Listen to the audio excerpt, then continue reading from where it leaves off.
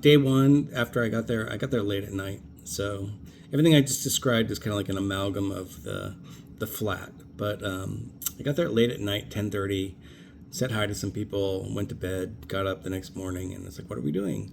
Let's go to, I can't even remember the name of the place. Calais. Calais.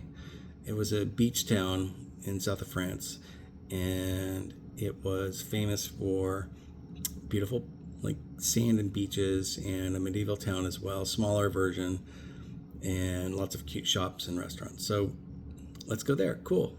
Jumped in our cars that we had rented. Oh, we had to go rent the cars. That was part of the adventure. It's like, yeah, we had to go pick up the cars at the train station, and two of us had a two cars were being rented, and three of us went on a mission to go like show our passports and driver's license and all that and get the cars. Turns out one of the cars ended up in my name and my credit card, which is fine. But it was a great deal under Rafik's corporate deal. Rafik, turns out, did not have a driver's license, but he buffaloed them with his passport to get the car anyway.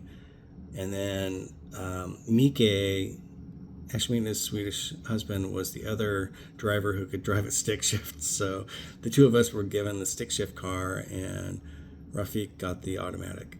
And that sort of determined a pattern that was interesting to me. I mean, everything was entertaining to me because it was all about like, oh, systems. But basically, Rafik could only drive the car that he got, and Mika and I could only drive the manual because Rafik had to drive the other car. And Naomi and her kids were a group of three, a pod of three, and it made sense for them to jump in with Rafik because Ashmita and Maya were a pod of three, and they would jump in with me, right? Split the two families in that way. Well, that worked fine until it didn't work fine, I think. But day one was like get the cars, get the people, which was adventurous in the town.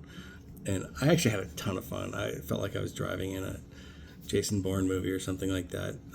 Probably scared people, but I was like having fun, trying to be safe but aggressive to like survive like a France driver in these small little streets in a stick shift car that was small enough to go through pretty much anything. So we eventually got our peoples.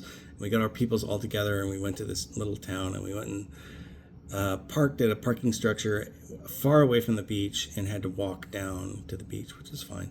And we walked down there, and we get there and decided we wanted to eat. All the restaurants were closing. It was 2:00. It was like, sorry, lunch is over. Classic thing of like, oh, we'll find somewhere. No, sorry, lunch is over. We open at 5 again. And eventually we found one place that was willing to still serve us. And so we got some food. And then we went to the beach and we swam, and it was beautiful, and the water was amazing. But it was crowded. It was like one of those beaches where you're like careful to not step on another human as you're walking your way from where your sand towel area was to the actual water line. So you had to be thoughtful and dodge human body parts and get all the way to the beach. And so did that, and that was fun. And then we went back and started cruising around this little town and hitting the shops and getting gelato, and in my case sorbet and things like that, and had a great time. But we ended up waiting. Naomi was like, I'm going to go swim some more. Like, we're at the beach. Why are we going back? Let's like have fun at the beach. And everyone was like, sure, cool, that's cool. And Rafik was like, And the rest of us were like, well, we're all in this together. Let's hang out. So we waited, and it got quite late, but it was, it's still like light out. It was evening, dusk, when Naomi and the boys finally decided they were done with the beach.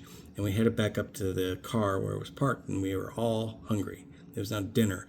And we were like, what are we going to do? We have a 40-minute drive back to our medieval Airbnb place. We don't have any food there really to make dinner.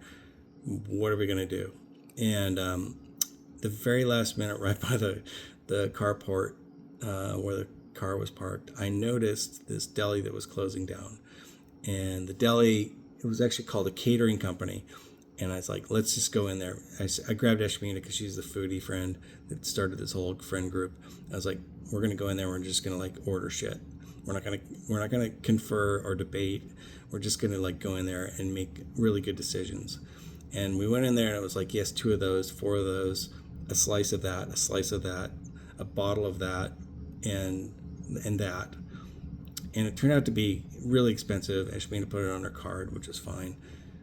We all ended up paying our share later, but it was really, really delicious.